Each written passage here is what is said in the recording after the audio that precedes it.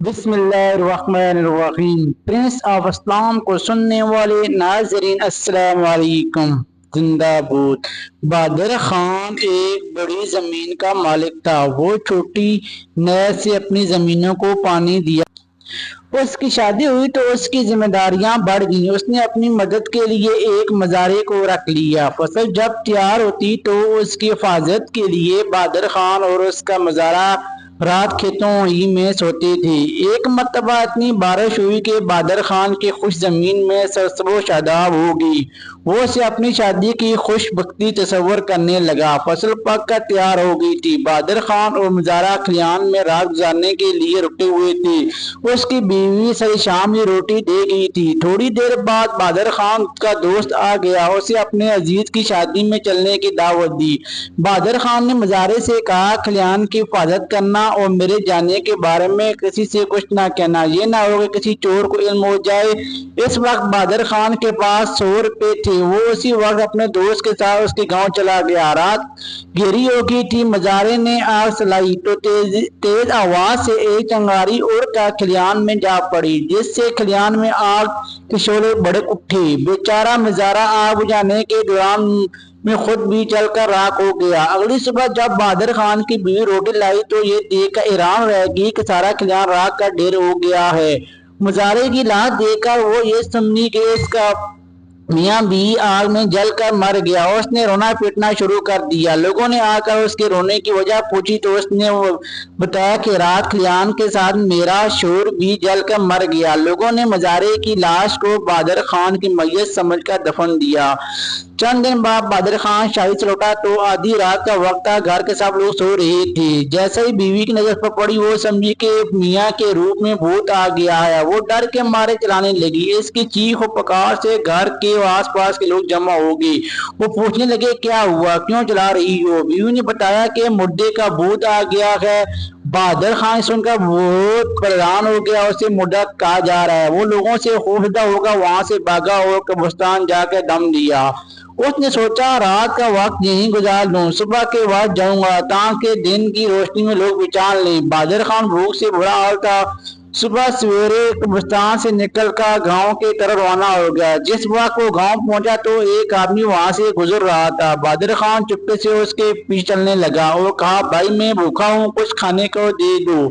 اس آدمی نے جب دیکھا کہ یہ بہادر خان تو خوفزدہ ہو کر ایک چیخ ماری اور دم توڑ گیا۔ یہ منظر دیکھ کر بہادر خان ڈر کے مارے دوبارہ بھاگ کر قبرستان میں چھپ گیا۔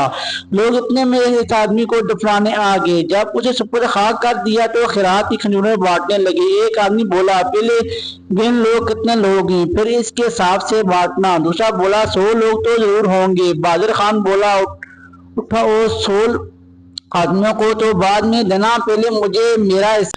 بہادر خان کی آواز سن کر لوگ جوتے، بیلچے اور کھجوریں چھوڑ کر بھاگ کھڑے ہوئے۔ بہادر خان نے سوچا، نہ جانے میں نے کیا قصور کیا ہے، لوگ مجھے دیکھتے ہی بھاگ کھڑے ہوتے ہیں۔ بھوک کا مارا تھا اور یہی کھجوریں پر ٹوٹ پڑا۔ آدھی رات تھی تو کیا دیکھتا ہے کہ ایک آدمی کالے کپڑے پہنے اس آدمی کی قبر پر آیا اور کچھ پڑھنے لگا، جس سے قبر پھٹ گئی اور اس سے مردہ باہر نکل آیا۔ بہادر خان سمجھ گیا یہ جادوگر ہے۔ اس نے سوچا کیوں نہ جادو سیکھ لوں۔ اس نے پیچھے سے جا کے جادوگر کو پکڑ لیا۔ جادوگر نے کہا، مجھے چھوڑ دو۔ بہادر خان بولا، تجھے ہرگز نہیں چھوڑوں گا جب تک مجھے جادو نہیں سکھا دیتا۔ جادوگر نے کہا، اچھا سکھاتا ہوں، ذرا لگ تو کھڑے ہو جاؤ۔ بہادر خان نہ جانے کیا پڑھ کے پھونکا کہ وہ بہادر خان کے پیچھے لگ گیا۔ بہادر خان جادوگر خود بھاگ گیا۔ بہادر خان اس مردے کو دھکا دیتا مگر وہ مردہ سجدہ نہ ہوتا۔ بہادر خان خربوزے کے کھیت میں گیا تو کیا دیکھتا ہے کہ مردہ اس کے پیچھے چلا آ رہا ہے۔ بہادر خان نے کہا، بھائی مجھے چھوڑ دو، لوگ تو پہلے ہی مجھ سے بیزار ہیں، تجھے میرے ساتھ دیکھ کر اور بھی ڈر جائیں گے۔ مردے نے بہادر خان کا اب بھی پیچھا نہیں چھوڑا۔ آخر بہادر خان نے تنگ آ کے مردے کو ایک چرپائی سے باندھا اور خود خربوزے کے کھیت میں گھس گیا۔ کیا دیکھتا ہے کہ وہی مردہ چرپائی کے ساتھ باندھا چلا آ رہا ہے اور کٹ کٹ کی آواز آ رہی ہے۔ کھیت کے رکھوالے نے یہ دونوں کو یوں آتے دیکھا تو چیخ مارتے ہوئے بھاگ کھڑا ہوا اور گاؤں پہنچ کر لوگوں سے کہنے لگا، مجھے بچاؤ ورنہ میں مارا جاؤں گا۔ گاؤں کے زمیندار نے کپڑے دھلنے کے لیے ندی پر بھیجا تھا۔ ان دونوں لوگوں پر بہادر خان کا خوف بری طرح سوار تھا۔ چند لوگ کپڑوں سے لے کر ندی پر پہنچے۔ ابھی وہ کپڑے دھو ہی رہے تھے کہ بہادر خان بھی پیاس جاننے ندی پر آ نکلا۔ اسے دیکھتے ہی لوگ کپڑے چھوڑ کر گھوڑوں پر سوار ہو کر سرپٹ بھاگنے لگے۔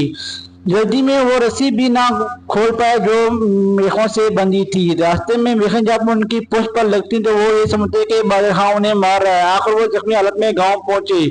بہادر خان نے یہ صورتحال دیکھی، سوچا کہ اس کے دوست کی شادی نے تو میری زندگی عذاب میں ڈال دی ہے، مجھے اس سے ملنے چاہیے۔ چنانچہ وہ رات کے اندھیرے میں دوست کے گاؤں روانہ ہو گیا۔ دوست کے پاس پہنچا تو تمام ماجرا اسے سنایا۔ اس کے دوست نے اسے لے کر اس کے گھر آیا اور گھر والوں کو حقیقت سے آگاہ کیا۔ انہیں سمجھایا کہ اس رات کو جل کر مرنے والا بہادر خان نہیں بلکہ گھر کا ملازم تھا۔ گھر والوں نے بہادر خان کو زندہ دیکھ کر خدا کا شکر ادا کیا۔